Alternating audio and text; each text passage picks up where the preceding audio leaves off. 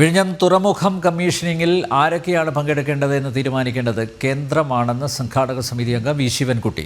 ലിസ്റ്റിൽ പ്രതിപക്ഷ നേതാവിൻ്റെ പേരുണ്ടോ എന്ന് അറിയില്ല എന്നും തീരുമാനങ്ങൾ എടുക്കേണ്ടത് മുഖ്യമന്ത്രിയാണെന്നും ശിവൻകുട്ടി പറഞ്ഞു. പ്രതിപക്ഷ നേതാവിനെ തുറമുഖ കമ്മീഷനിങ്ങിന് വിളിച്ചില്ല എന്ന വിവാദത്തിന് മറുപടി പറയുകയായിരുന്നു മന്ത്രി. അതേസമയം വിഴിഞ്ഞം ഇടതുമുന്നണിയുടെ കുഞ്ഞായതുകൊണ്ടാണ് മുഖ്യമന്ത്രി കുടുംബവും വിഴിഞ്ഞം സന്ദർശിച്ചതെന്നും വി ശിവൻകുട്ടി പറഞ്ഞു.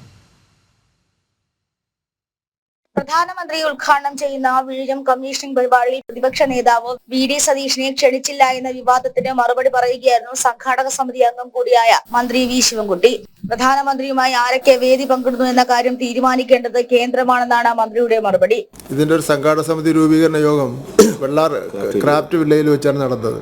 ആ യോഗത്തിൽ ഞാൻ പങ്കെടുത്തിരുന്നു. അന്നൊരു സമിതി എടുത്തു. ആരൊക്കെ പങ്കെടുക്കണമെന്നുള്ളതിന് ഒന്നും തീരുമാനിച്ചിട്ടില്ല. സാധാരണ പ്രൈം മിനിസ്റ്ററുടെ പ്രോഗ്രാം ഡൽഹിയാണ് തീരുമാനിച്ചു വരുന്നത്.